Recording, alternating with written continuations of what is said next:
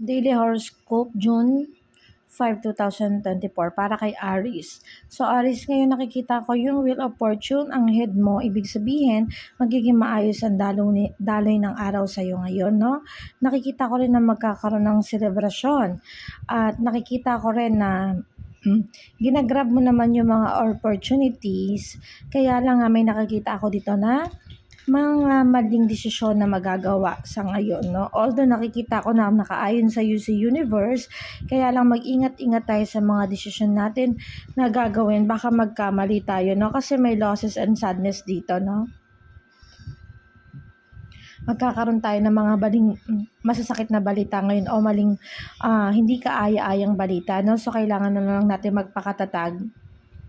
Regarding sa financial, magiging maayos ang takbo mo. Yun nga lang sa mga taong nakapaligid sa'yo, kailangan be mindful, no? Para hindi tayo mapahamak o makagawa ng hindi maganda. Para naman kay Taurus,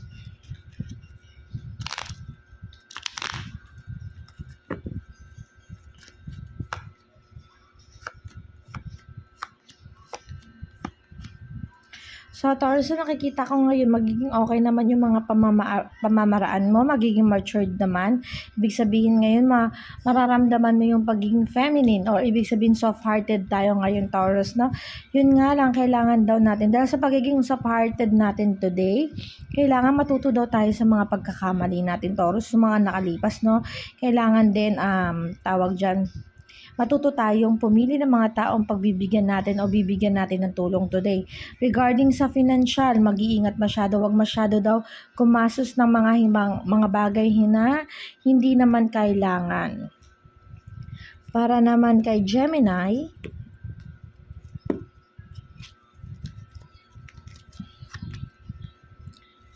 Death na naka-reverse. Okay. So, Gemini, sinasabi dito, no? Kailangan daw natin pag-isipan yung mga desisyon na gagawin natin, Gemini. Although nakita ko dito na hindi ka naman makamundo. Like, na hindi ka naman pala sugal, ganito, pambabae, wala naman yon, no? Pero nakita ko dito is, kailangan mo mag-ingat regarding sa financial. Yun din, kailangan umiwas tayo sa mga taong humihingi ng tulong sa atin pero baka mapasama lang tayo, Gemini, no? Kasi nakita ko rito na kailangan mo daw pag-iwasan or yung mga taong lalapit sa'yo na akala mo kaibigan. Yun ang sinasabi dito kasi hindi dapat maramdaman natin yung para tayo naghahabol or i-clear para hindi na dumating sa time na i-clear pa natin yung pangalan natin sa ibang tao, no? Kasi baka tumulong tayo pa maging mapasama, no? Nakikita ko rin dito na kailangan nating tignan kung ano yung mga lesson natin before kasi ang head mo ay death na nakabaliktad, ibig sabihin hindi daw natuto sa pagkakamali. So mag-give space muna, tignan yung mga taong kailangan natin tulungan. Alam ko namang giver ka, Gemini, kaya lang kailangan nating pag-isipan mabuti yung mga bagay na tutulungan natin o gagawin natin, ano? Para naman kay Cancer,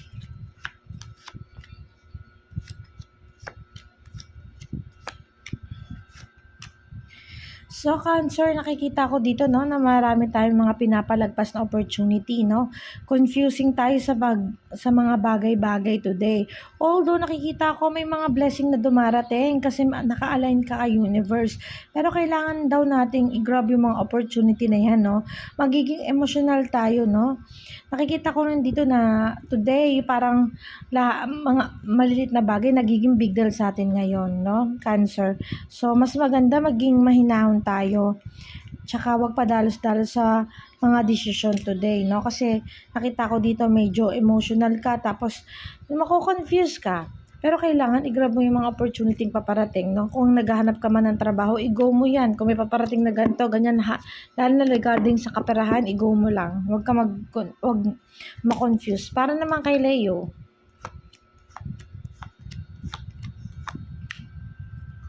so, Leia, sobrang ganda ng cards mo, no? Although nakita ko dito ang devil, ibig sabihin lang neto, umiwas tayo sa mga makamundong gawain. Like kung niyayaya ka ng mga barkada mo uminom or may nakita kang magandang babae, yung alam mo yung mga gano'n, yung mga gawain na hindi tama, makamundo, sugal, alak, bisyo, yung mga ganyan.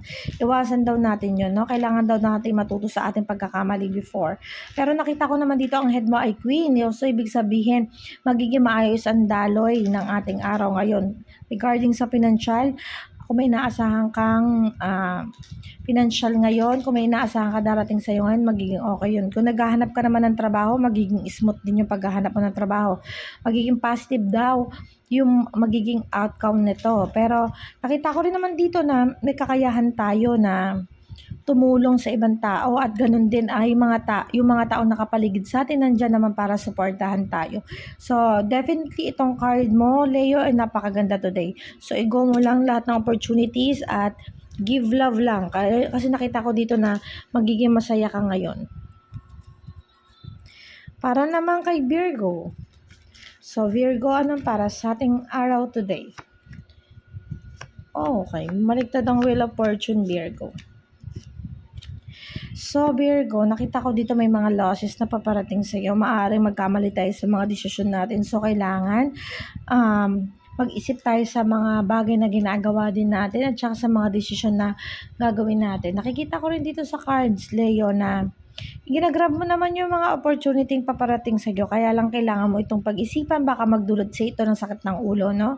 Nakikita ko rin, bumaliktad ang Wheel of Fortune mo sa head. Ibig sabihin, hindi naaayon si universe today. Kung may bala ka mang puntahan, kung may bala ka man bilhin or something today, no? Ipagpabukas mo muna kasi sabi dito, hindi maganda ang magiging resulta, no? Para naman kay Scorpio. Balasahin muna natin. Para kay Scorpio, anong sinasabi ng cards today?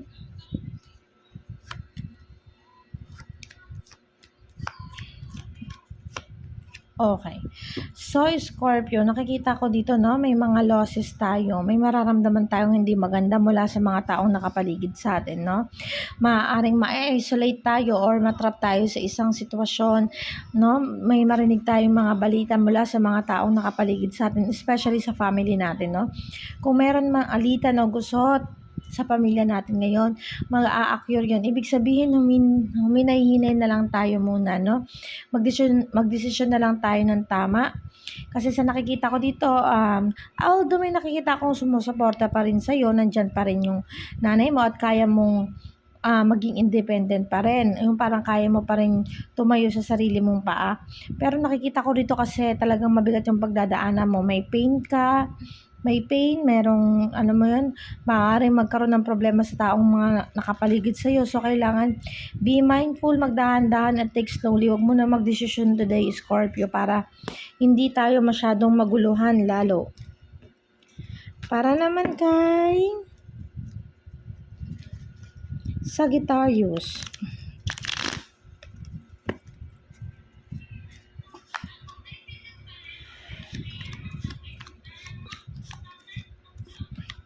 Sagittarius, nakikita kong confused dito, no? Maaaring may mga taong makapanakit sa atin, no? Maaaring yung mga partner natin, no? Yung partner natin o yung mga head sa atin like yung mga boss, father natin, no?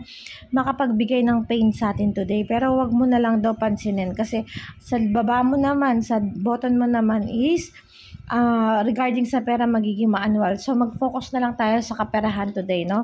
Ang gawin na lang natin is magdahan-dahan tayo ng pananalita para hindi ito magbugso or mag-ingat tayo sa mga desisyon natin na gagawin today para hindi ito pagmulan ng away o gulo sa mga taong mas makakataas sa atin, no?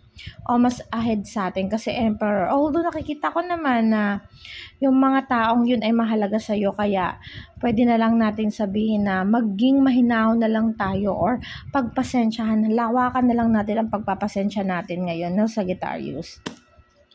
Papunta naman tayo kay Capricorn.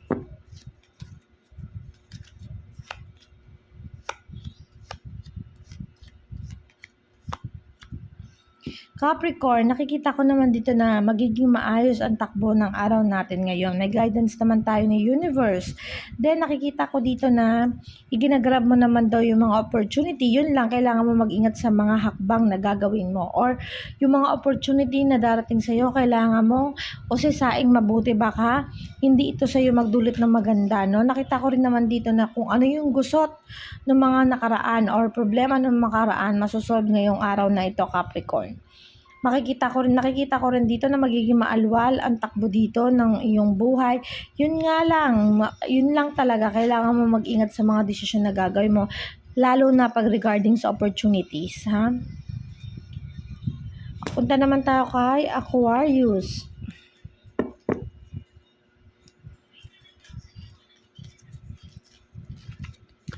Aquarius, anong araw mo today? Oops. Sa Aquarius, no, nakikita ko dito na medyo magkakaroon ng sigalot o problema ngayon, no, regarding sa mga taong mas ahead sa'yo, no. Nakikita ko rin dito yung mga parang wala kang tamang direksyon, hindi mo alam kung anong gagawin mo, no. Nakikita ko rin dito na medyo mabigat ang ating pangangatawan ngayon, Aquarius. No? Nakita ko dito para kasing nawawalan ka ng gana kasi may mga bagay na nasira na or parang may mga decision ka ng mga past few days na hindi nag-work. Pero nakikita ko rin dito kahit na gano'n ang nangyayari, patuloy ka pa rin lumalaban, no? At willing ka pa rin naman makipag-cooperate sa mga taong iyon na kung sino man nakapanakit sa'yo or nagkaroon ng pagiging dismaya, yung gano'n, no? Nakikita ko rin naman dito yung grow hard. So, kahit tinatamad ka o mabigat ang kalooban mo or something, alam ko naman makikipag-cooperate ka, sabi naman dito, no? Sige lang, ituloy mo lang kung ano yung magandang simulain, no? Kahit medyo alanganin na yung katawan mong sumunod. Kasi nakikita ko naman dito, makukuha mo naman ng will of fortune. Ibig sabihin, magkakaroon pa rin naman ng magandang bunga yung pagsisikap mo today. Para naman tayo kay Pisces.